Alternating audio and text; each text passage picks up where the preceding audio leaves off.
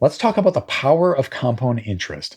We're all taught from a young age to go to school, get a degree, and then go trade our time for a paycheck. And yes, it's good to provide a service or sell a product to help others, but it's more important to flip that equation and make money work for us. And the best way to do that is with the power of compound interest.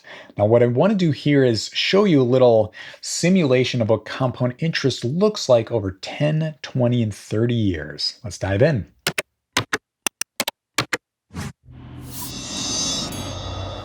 So with this Excel sheet on my screen, if you're interested, you can go to Tykr.com, then go to our education tab, go down to downloads, and then you can see we have a few Excel sheets here. One of them is compound interest calculator. You can go ahead and click download and kind of play with that on your own. Jumping back here, I just want to describe what we're looking at. We have a few inputs in yellow. So a salary of $50,000. I did a little Google search. What is the average salary in the US? It's just over 50,000, but we're just going to use 50,000 as our benchmark. Annual contribution is 15%, which equates to your saving or investing about $7,500 a year. And we're going to start with $5,000 in our account. Now, this first tier, we're actually going to use 1% return, then 8%, 15%, and then 25%. 1% is our benchmark.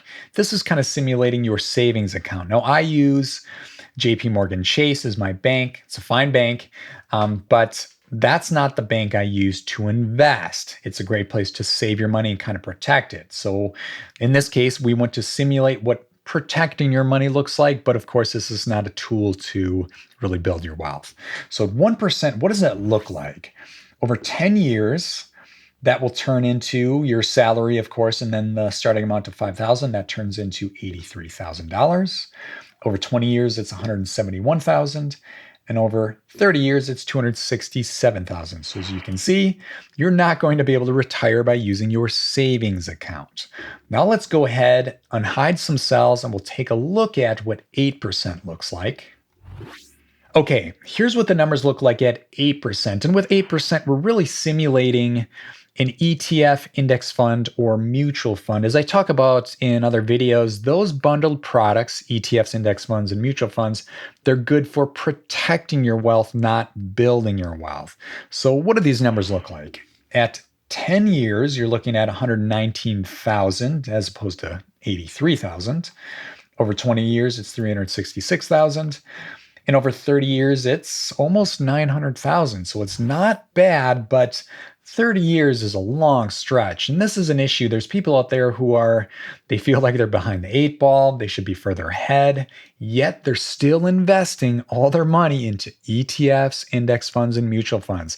It's not really going to build your wealth over the short or mid-term. It's going to take a really long time. So that's why we want to move to individual stocks, and that's when we get the bigger percentages. So I'll go ahead and unhide some cells here. Okay, so as we talk about with Tykr, you should be aiming between 15 and 50% when you're investing in individual stocks. You should be investing in about a portfolio of between 10 and 15 stocks. I invest in 10, but in that case, it's very easy, believe it or not, it's very easy to achieve those returns between 15 and 50%. Over about 8 years, my average returns are about 50% per year. And again, it's not too hard. So at 15%, just being a little conservative here, what does that look like? Over 10 years, that's 172,000. Again, just to backtrack here, these numbers have not changed. Salary is still $50,000 a year. Annual contribution is 15%, and you started with 5,000. So it's just the percentage in this case. Again, 8% a moment ago, and now 15%. So over 10 years, that's 172,000. Over 20 years, it's 850,000.